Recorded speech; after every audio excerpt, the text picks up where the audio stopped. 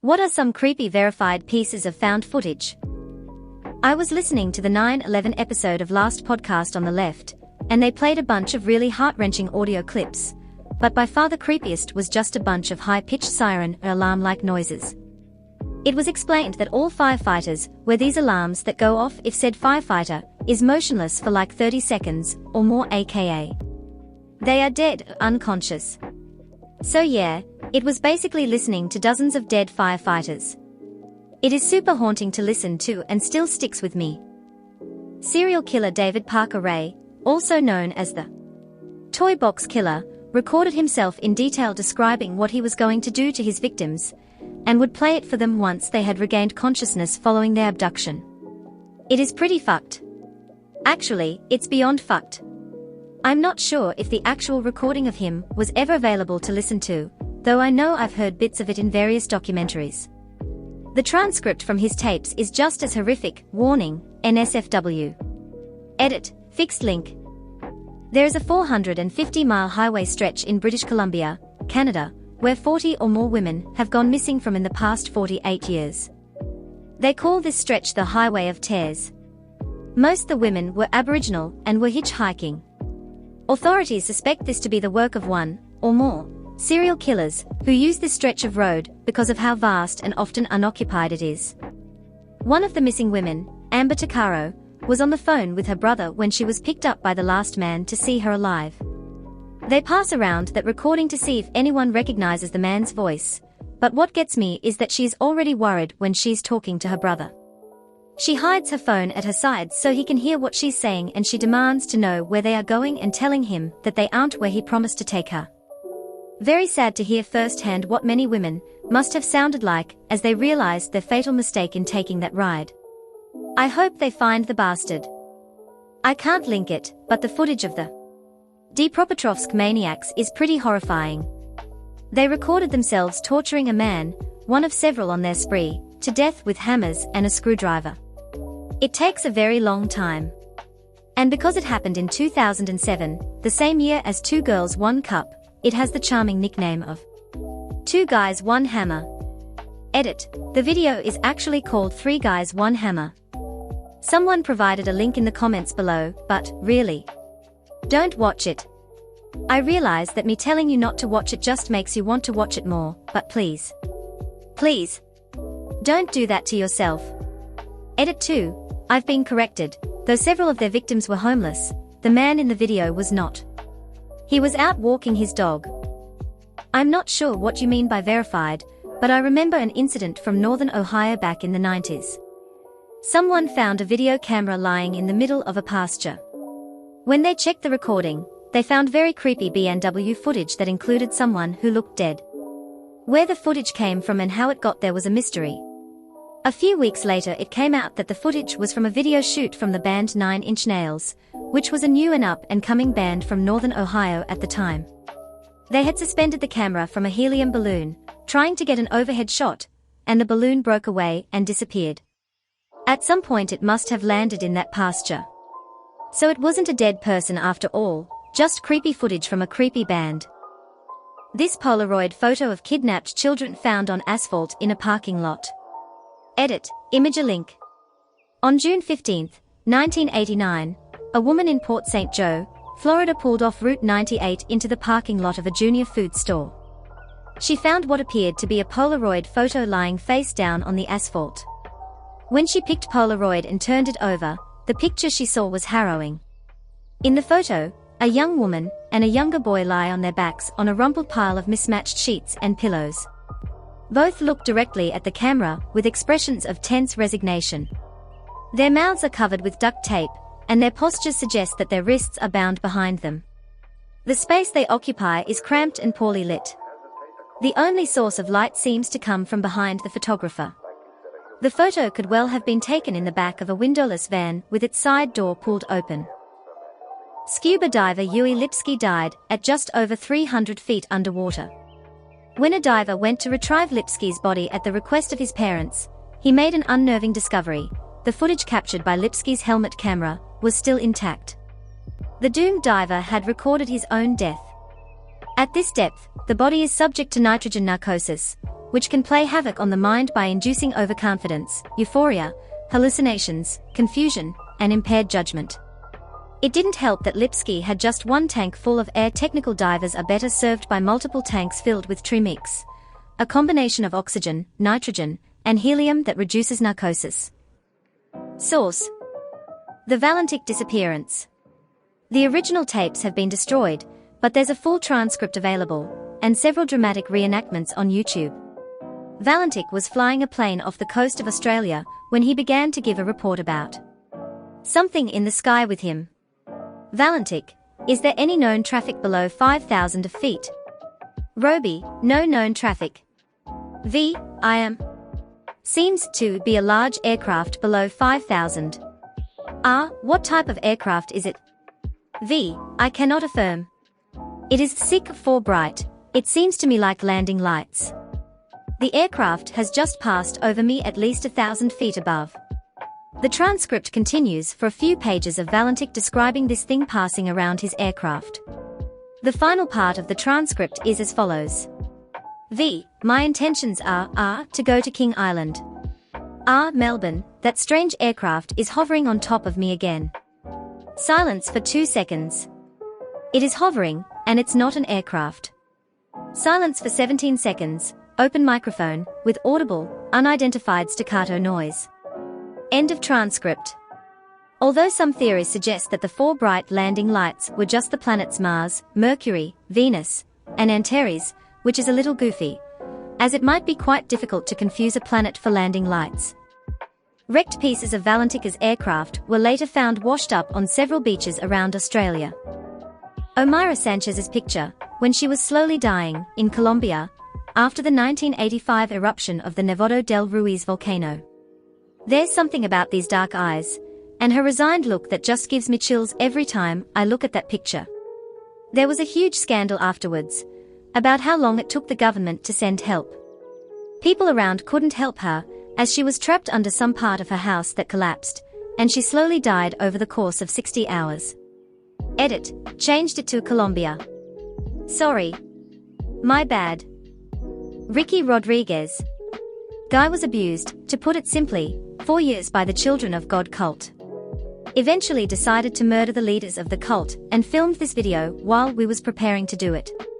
He stabbed one woman to death, then couldn't force himself to go through with the murders and killed himself. David Parker Ray built an underground rape bunker, kidnapped transient women. When they woke up they were played a recording of Ray explaining what he was going to do to them. There's only a transcript and not a legit recording as far as I know, but it's extremely vivid and very NSFW. Leonard Lake and Charles Ng again, Rape Dungeon, where the two attempted to use brainwashing on kidnapped women to turn them into submissive sex slaves. Lake was also a fan of recording homemade porn with his girlfriend and also videoing himself raping or abusing the women he caught. Oh, and he loved to video himself talking about philosophy. Warning: this video does show some of the mental and physical abuse of their actual victims. Not footage, but the 911 call of the kid who was shot and killed by, I wanna say, his grandmother. That one gives me chills. He had been shot and had run away from her, and was on the phone with operators when she found him again and finished him off. Edit: Found it. Kid's name was Jonathan Hoffman. He had been shot ~3-8. I keep finding different numbers, times by his grandmother, and managed to get away and phone 911. During the call the grandmother found him and shot him again. Her claim was self-defense because Jonathan was under the influence of synthetic marijuana, which they found in his system at the time, and was combative, which he had a record of being. But after the first shot, she, from my understanding, continued to follow him throughout the house firing at him, before finishing him off while he was on the phone with police. Grandma got charged for second-degree murder, and received 20 to 40 years. This was previously posted on Reddit. I don't exactly know how to share that page here, but this is the original Reddit link, and the link to the transcript of the audio below that. The transcript is the audio of the rape and murder of 16-year-old Shirley Lynette Ledford. This girl was the 5th victim of the killers, Norris and Bittaker, who had tortured and raped women previously over a number of days. This victim in particular was the saddest because they literally ripped her vagina and anus apart with pliers even before one of the killers could rape her. Evidently not only did one of the killers, Bit Taker, enjoyed what had happened, but he was proud of it.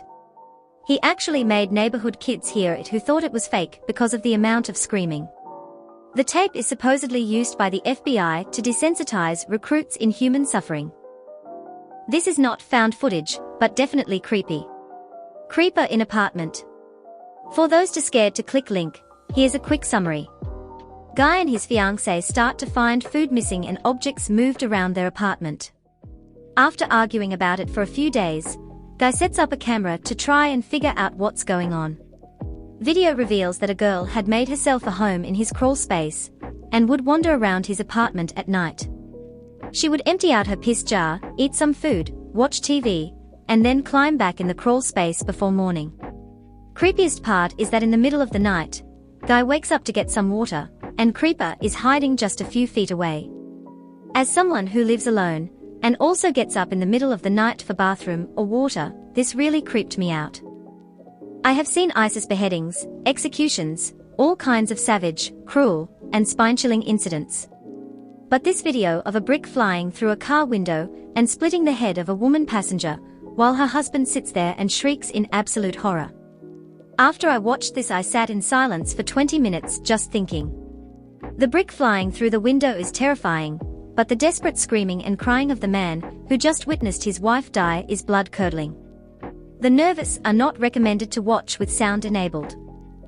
I recall one video I had watched in a classroom where a boy pulls out a handgun and shoots a boy and then his teacher in the head. He begins to shoot around the room, seemingly at random, and then tries to shoot himself, but the magazine is empty. He goes to his backpack, reloads another mag, and then shoots himself. When everyone realizes this, they all run out of the classroom. Can't recall where exactly I saw that video, but it definitely adds some morbid reality into your life after watching it. That and watching a murderer eat the dying body of an Asian man. I'm hoping someone can help me find this one. A few years back, there was a gal home alone posting on Facebook. Her roommate was out. A guy comes to the door saying he's the roommate's ex. I can't remember if he is or isn't. She tells him the roommate's not home. Guy says he'll wait. After a little while of waiting, he kills the gal. The entire time up until the murder, she's updating her status with things like, IDK why he's here. He's acting weird and creeping me out. Reading her posts as she became more and more scared of the guy really affected me. Edit. I don't know if this was considered found or not, so I apologize if it doesn't fit the thread. Officer Kent McGowan kicked in the door on a felony warrant and shot 41-year-old Susan White, claiming she'd pulled a gun on him. At first, everything seems kosher, but later on that night, the officers investigating the shooting found that she was on the phone with 911 at the time and isn't the aggressor. She's scared out of her mind. It appears that McGowan had been stalking her and had basically fabricated the circumstances that led to her having a warrant out against her. He then broke into her house, ran up to her bedroom and shot her. She's frantic, telling the operator that he's trying to break into her house. One of the last things she says is help. It's chilling. A video of a fatal 1984 light plane crash in Colorado, taken by a passenger in the plane. The wreck with the video on board was not found until 3 years later. The video starts in the middle of a mundane flight, with one of the occupants commenting on things they are flying over. However, they eventually get caught in a valley with ascending altitude, hit the flight ceiling, and the pilot, lacking experience with these conditions, attempts to turn around sharply towards the ridgeline. The plane stalls and the pilot can be heard yelling, "Hang on, Ronnie," just before the plane crashes into the treetops and the video ends. I saw a GIF on 4chan once that I don't know where it was taken or what it was, but it almost made me vomit. It's like some guy goes down into a basement with a camera, and there's a few other guys standing around, and there's one dude sitting with his back to the wall, or the chimney or something. I think he looked Hispanic. And he's just sort of sitting there in shock. One of the dudes hands the other dude a knife, and he just starts freaking out, stabbing the guy over and over and over. The guy's in total shock, and just looks back up at the camera while there's blood coming out of him. It didn't look fake to me. It had no markers or like cuts or VFX or anything like that. Just thinking about it again makes me wanna vomit, tbh. 2 men and an ice pick. Was curious when I was younger. Watched. Never watched again. Don't be curious please, like I won't even link that shit. Basically to keep you from watching that disaster, this gay couple gets together, and one of them was convinced to take part in being tied up for a sexual act. Once tied up, the other individual proceeded to stab him at least 100 times with the pick, then sexually manipulated the deceased body, then cut off chunks of flesh, fried them in a portable stove, and ate the remains. All on camera. To this day I don't know why I watched that. Thank you so much for watching all the way to the end. Please like and subscribe for more videos like this one.